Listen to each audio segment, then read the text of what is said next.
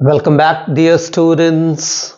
Let's continue Ulysses without any further ado. For always roaming with a hungry heart. So he says now he has become a name, means now people know him.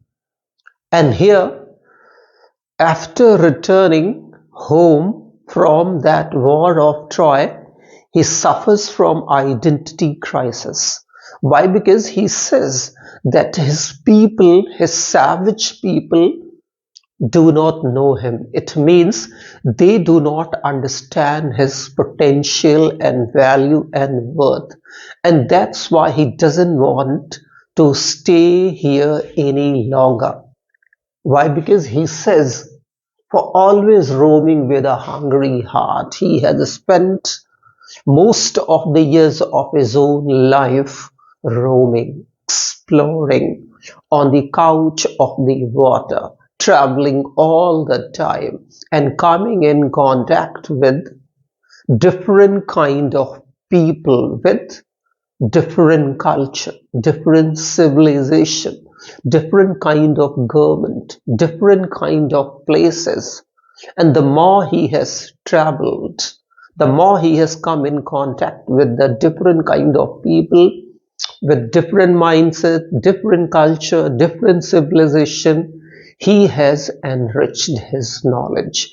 He has grown in knowledge, and that's why he is absolutely different from his people. His people are even today savage, but he is well civilized, well cultured, well mannered, and knows a lot. So he says, always roaming with a hungry heart.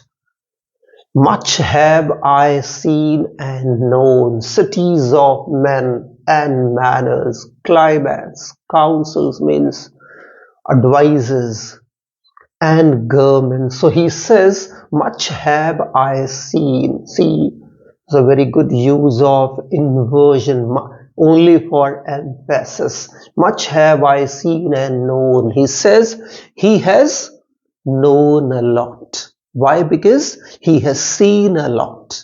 Since he has seen a lot, he has learned a lot. And it's all because of that.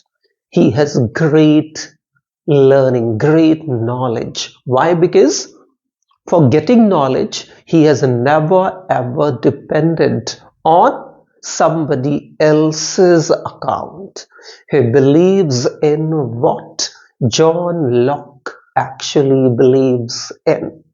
John Locke, a great empiricist, says, since I see, I believe. Since I see, I am. In the same manner, here he does not believe in, does not believe in second-hand account, other people account. He believes in what he sees. And it's all because of that he says, much have I seen. So he has seen a lot. Means, since he has visited lots of places, he has met different kind of people. Why? Because he says, cities of men and manners. So he has met people belonging to different cities, and after coming in contact with the people belonging to different cities, he has learned a lot about varied culture, varied civilization, varied mindset. And these all things have helped him grow in a lot of knowledge. Councils, advices, and governments. And since he has visited different parts of the world with different kinds of governments, and that's why his knowledge is immense, his understanding of the world is immense. And it's all because of that. When he returns home after many years, as many as probably 20 years, Soon after spending a few years, he lost his interest and again is ready to go. Myself not least, but honored of them all. So he says that since he gets honor, means he got honor wherever he went, because of his adventurous spirit, because of his manners, because of his culture, because of that long war. He was the part of the war of Troy. Troy was a name of a city, and this Troy involved in a kind of long war. And before the war began in the actual manner, this person, Ulysses, had to wait for a long time, and since he waited there for a long time, he came in contact with a different kind of people like Achilles, a great warrior, and so many other great people he came in contact with, and all resulted in helping him getting great knowledge.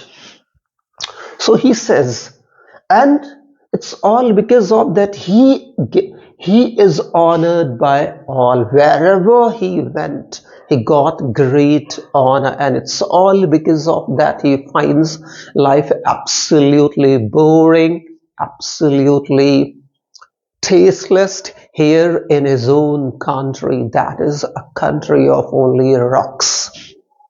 He says, and drunk delight of battle with my peers. The drunk delight again. Battle is compared to a kind of a drink, just like in the beginning. This the life is compared to a drink. Here again, battle is compared to a drink. So he says, how did he enjoy that long battle of Troy? Just as one enjoys or takes delight in drinking some drink, or just as one enjoys one's favorite drink with great relish, with great taste, in the same manner, Ulysses says he enjoyed the battle. The battle was not a kind of a horrible experience for him.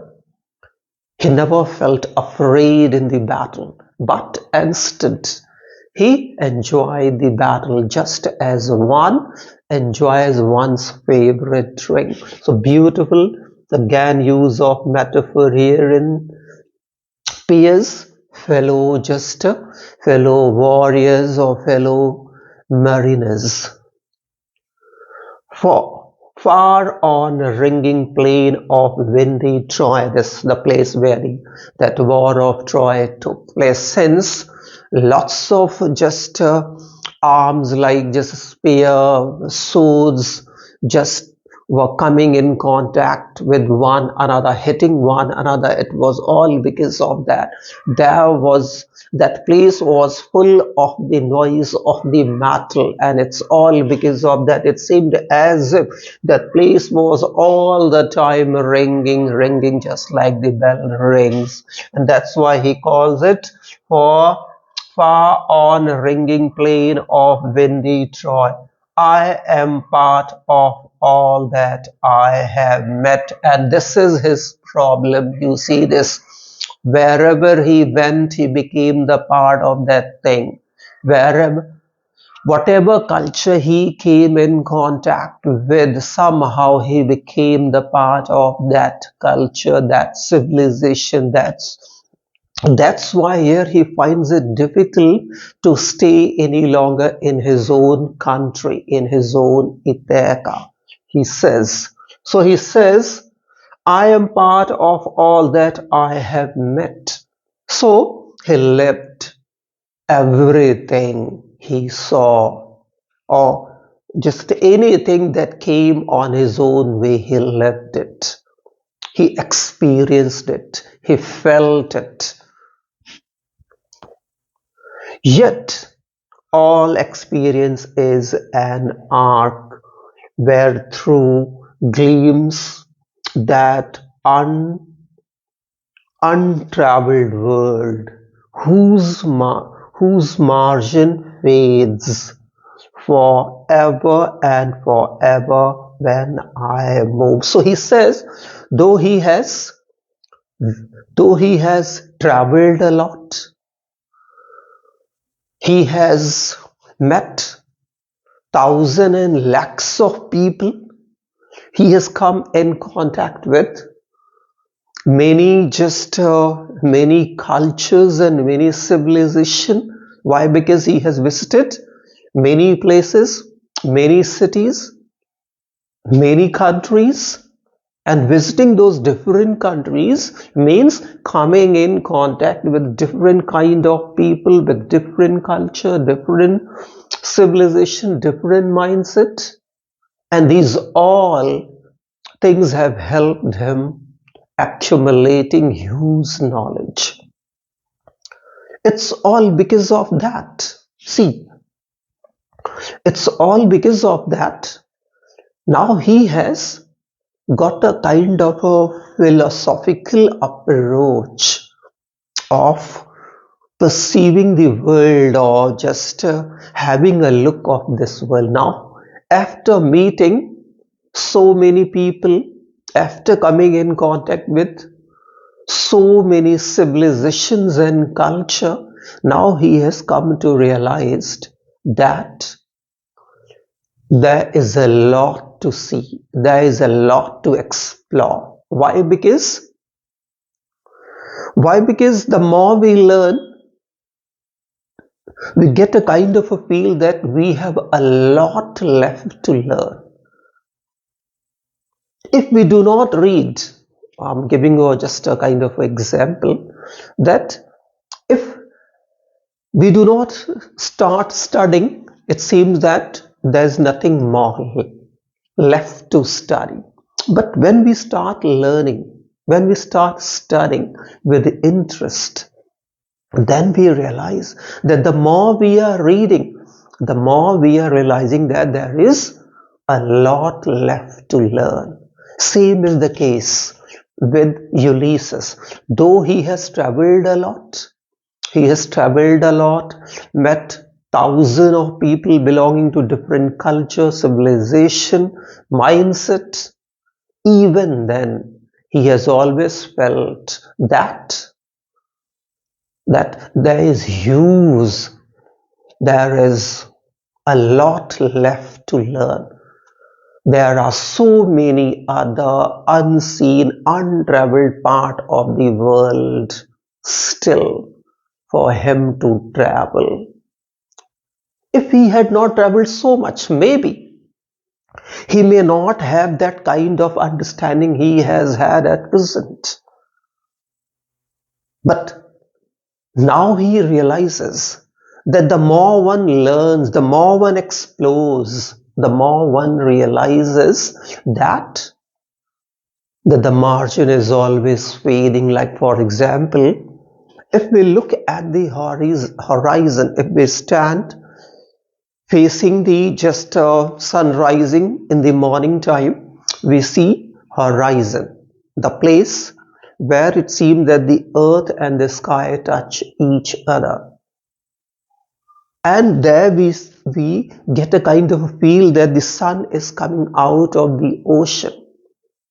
But, and where does the horizon exist? When we look at it, just a few miles, a few meters, a few yards away from us. But the more we move in the direction of that horizon, what happens? The more it goes behind, the more it goes farther and farther. The more we get close, the more it retreats. It means same is the case with the knowledge, or same is the case with the knowledge. The more we learn, the more we just realize left to learn. That he says here, he says that yet All experience is an arch where through gleams twinkles that untraveled world, whose margin fades, so margin, that boundary line fades forever and forever when I move.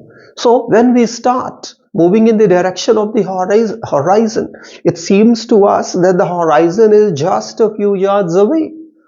But the more we move in that direction, the more it you can say that goes farther and farther and farther from us.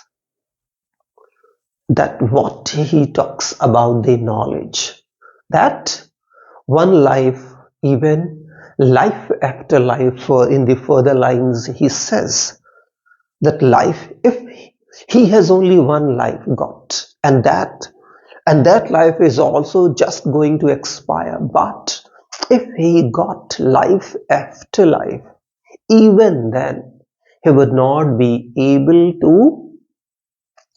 to just learn everything. He would not be able to travel all the part of the world. So I hope, dear learners, you must have understood and enjoyed this explanation of mine. Provided that you find some complication, do feel absolutely free and do let me know. That's it in this video, dear learners.